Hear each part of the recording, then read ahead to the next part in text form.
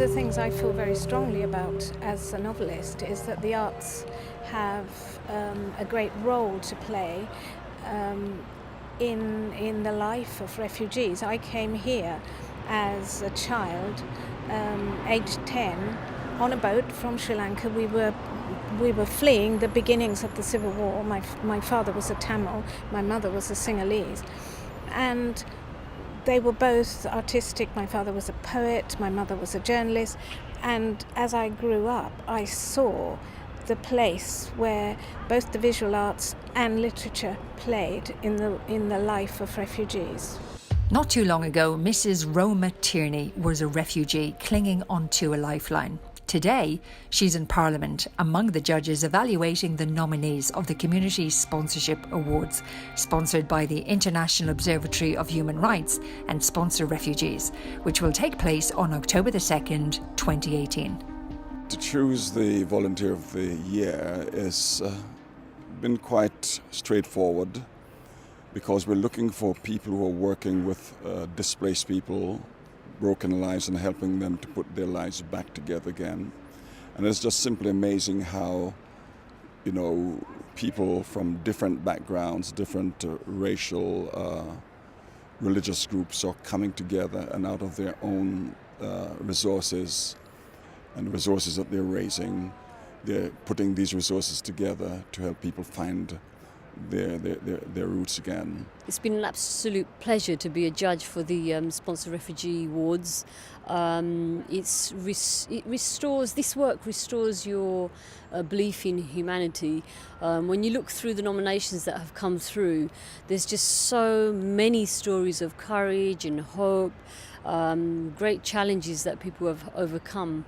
And the nominations have come far and wide, from Scotland to Northern Ireland, Wales, and so it's been a real pleasure that this work is going on right across the country, and that there are ordinary, normal human beings like myself that are willing to put themselves forward and support people who are different from us or are facing challenges in life.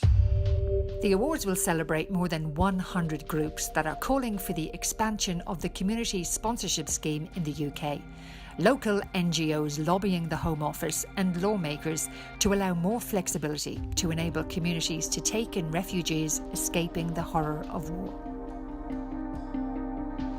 The refugee crisis globally is the issue on which I've received the second highest level of correspondence in total since I've been elected, second only to Brexit. So it's an issue that people care about enormously in my constituency, and therefore it's an issue that I tried to work on in Parliament. I was approached by Herne Hill Welcomes Refugees just at the time that they were starting out their work within the community sponsorship programme to welcome a refugee family to Herne Hill, and supporting them, seeing that group develop, seeing them make progress towards bringing a refugee family to our community has been enormously inspiring. IOHR has worked closely with Sponsor Refugees and Citizens UK to encourage community sponsorship, and we've seen so many Syrian refugees families being integrated and living happily. What are your criteria when you're choosing the Sponsorship Champion of the Year?